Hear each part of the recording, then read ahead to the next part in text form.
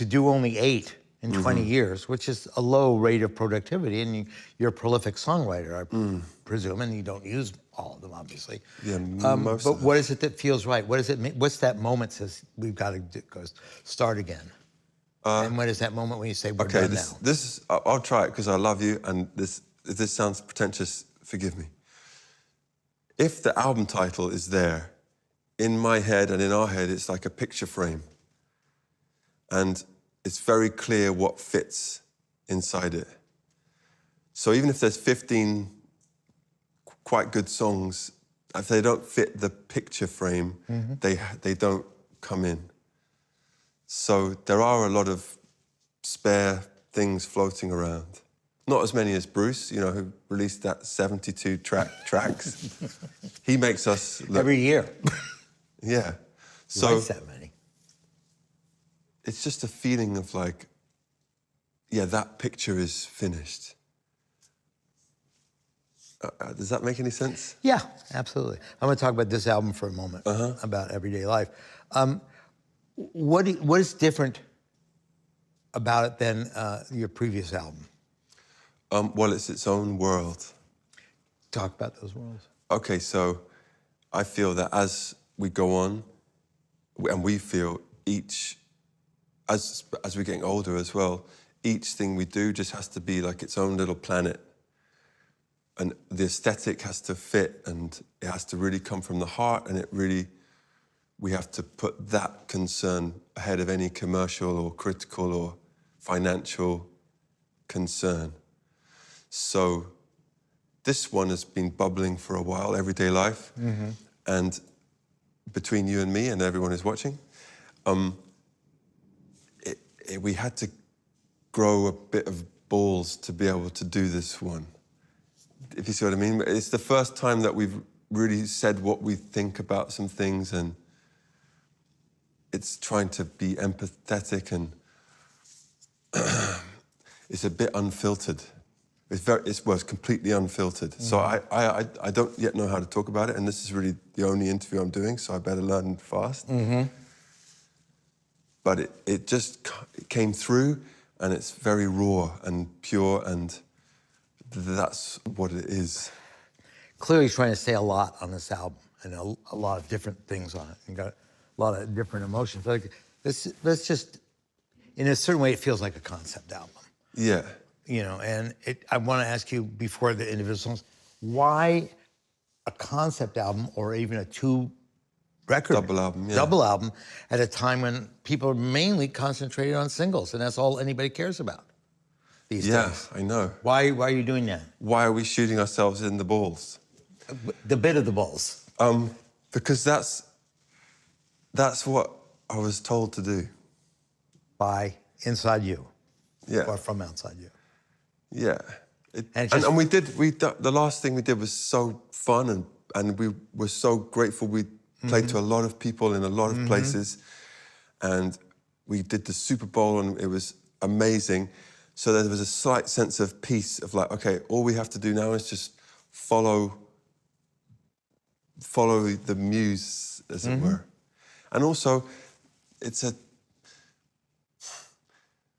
I just wanted to sing about other people and how I feel about other people, and how I feel about the world right now and everything that's going on. And so it's not really a concept beyond what does every day look like for me and for everybody else. But what's the world look like?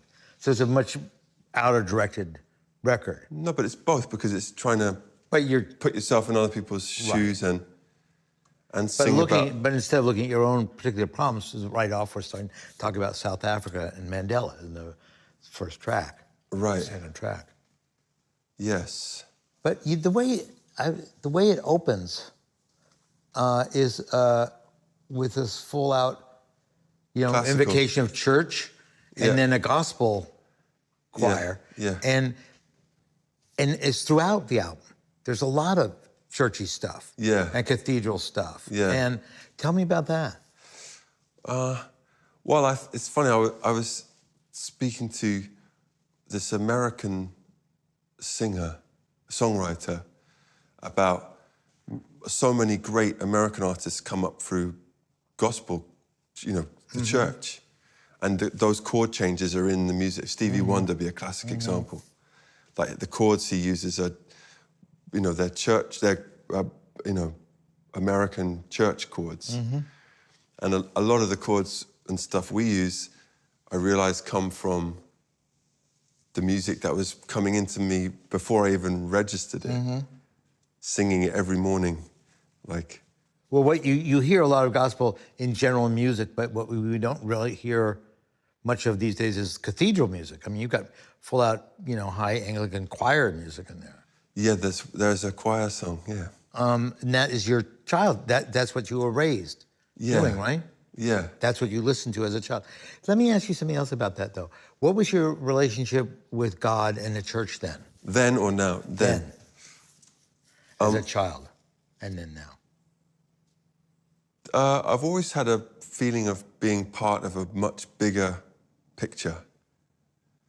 And I was lucky when I was a kid because my mum is from Zimbabwe, so I would go to Zimbabwe a lot and see a very different side of the world. And so that made me realize there's a much bigger story going on than just me.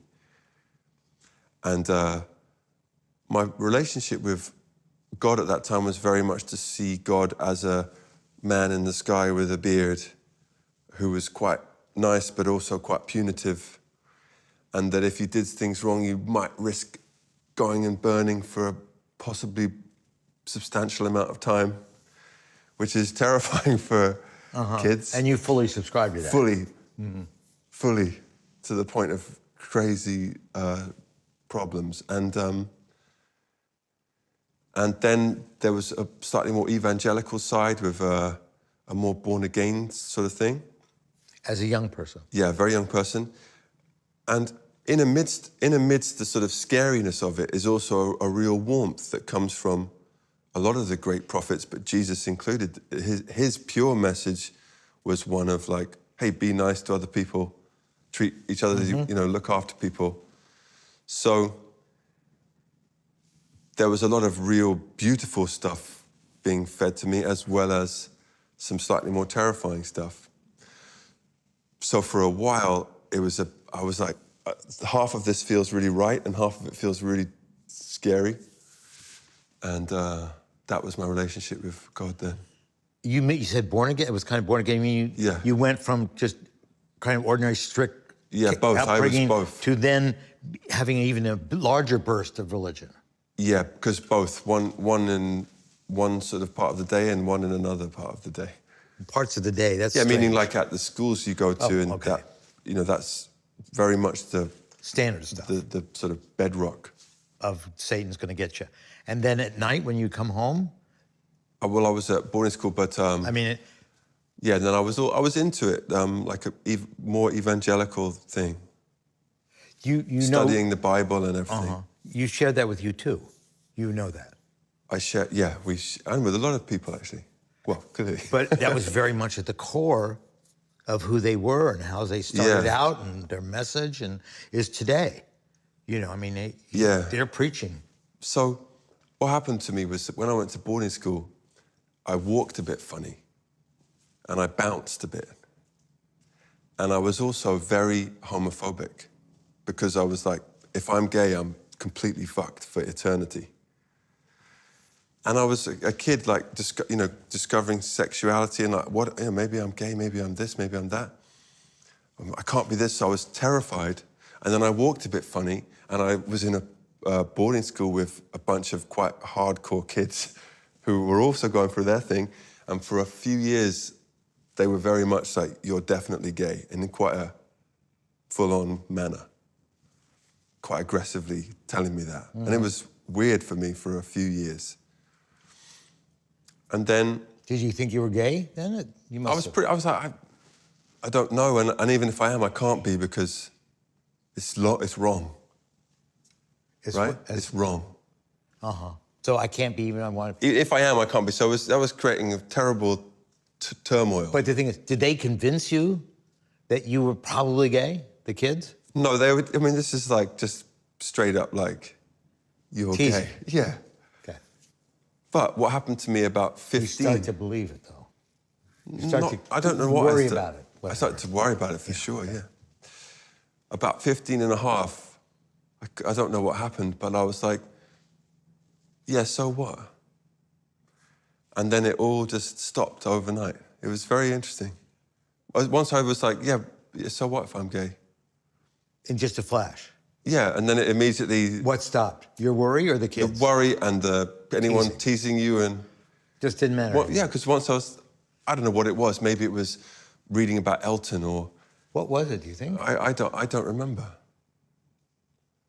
I really don't remember. Maybe just growing up a bit and having a bit more exposure to the world and thinking, hey, but a lot of my heroes are gay or whatever they are. Doesn't really matter. So what that did was ease a big pressure. And then made me question, like, hey, maybe some of this stuff that I'm learning about God and everything, I'm not sure if I subscribe to all of this particular religion. So for a few years, that was a bit... Is this very boring? No, I'm fast. So for a few years, that was a bit wobbly. And then eventually I just was like, okay, I think I have my own relationship with what I think God is. And it's not really any one religion for me. So, and your relationship with God now? Because God is throughout this album. Yeah, for me, God is everything and everybody, and it's love, and it's the miracle in every cell of everything, and the vastness of the mystery, and in your nose, and in my knee, and in this guy's lovely hair.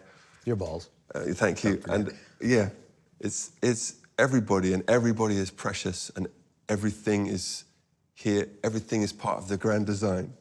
When you go see Bruce, he's like...